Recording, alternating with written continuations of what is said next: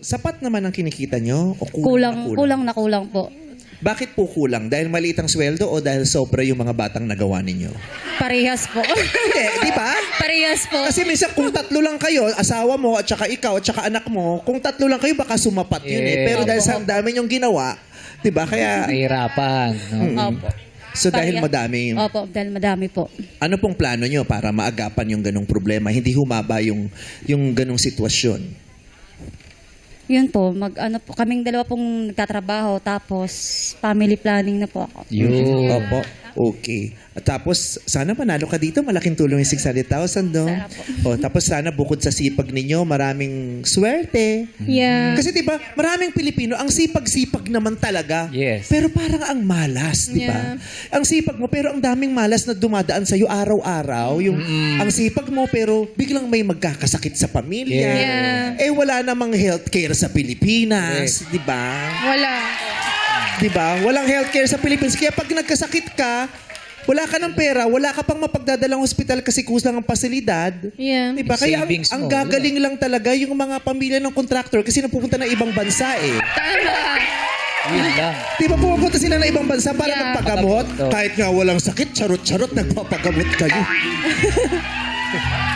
Na sana, di ba? Diba? Everything went towards a proper healthcare for the Philippines and the Filipinos. At saka nga dahil maliit ang sweldo nila, kaya dapat yung ganong pangangailangan ng mga pangkaraniwang Pilipino, yung medical, Yeah. sa kalusugan, Edukasyon. dapat talagang may may malaking tulong na nagmumula dyan sa Yeah. gobyerno. Sana magkaroon ng maganon para sa ating lahat, no? Opo. O hanggat maliit pa ang mga bata, ang mga anak ninyo. Anong pangarap mo para sa panganay mo?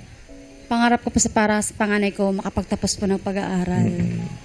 Saan mo siya gustong pag-aralin kung sakasakali? Siya po ang gusto niya po doon sa Asiatic. Doon po. Sa Asiatic po siya nag-aaral. Gusto niya doon po siya Saan po magtapos. yun? Asia, Sa sa Santa Rosa po. Asia Tech? Opo, Asiatic po. Asiatic. Opo. Asia Tech? Chatek. Maray. Malay mo no, kasi dati merong Globe Asiatic eh. Di ba? Natatandaan niyo yun, yung Globe Asiatic. Asiatic. Oo. Asiatic. Baka, Asiatic. ano po ba talaga? Asiatech? Or kasi Asiatech pwede rin po. Asia Technology School, Oh, yun nga di yun ba? naisip. Asiatic po, yung yung name. Asiatech. Opo. Yung, Asiatic. tinitake mo yung Asia. Take. Di ba? Parang yung China, tinitake yung sa Scarborough. Di ba? Asiatech. Tinitake yung ano. Take. Asia Tech.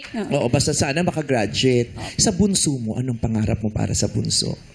Yun po, gusto ko rin po lahat sila makapagtapos ng pag-aaral po. Tapos, pagtapos ng pag-aaral, Ah, yun lang, kahit mawala na sila. Ano yung biggest dream mo? Yes. Hopes and dreams mo para sa mga anak mo. yun po, yung sana, yung good health lagi sila. Bukod doon, naibigay ko yung mga pangangailangan nila kasi minsan po talaga, hindi po talaga sasapat. Hindi, pero ano yung wild mong dream? Alam mo yun, yung, di ba, yung dream. Kasi katulad yung, sana maayos ang kalusugan nila, di ba? That's basic. Lahat tayo gusto yon, di ba? At yun ay, yung may kasamang tulong ng Panginoon yan, di ba? Tapos yung pag-alaga natin. Pero yung wildest dream. Katulad yung iba, di ba, ang wildest dream nila, sana maging best actress yung anak Yes. ko. Oh, no? Sana maging presidente siya ng Pilipinas. doktor. Sana maging sikat na doktor. Sana maging maging scientist, makadiscovery ng ganitong gamot. Maging astronaut. Astronaut. Meron na tayong Filipino. Yung sana magkaroon kami ng maraming Yeah. bahay, tapos pauupahan namin, yung ganun. Wala. Meron po.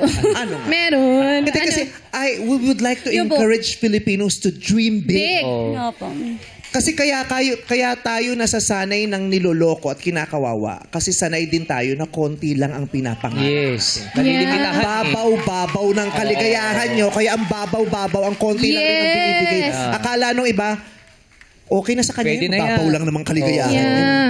Di ba pa?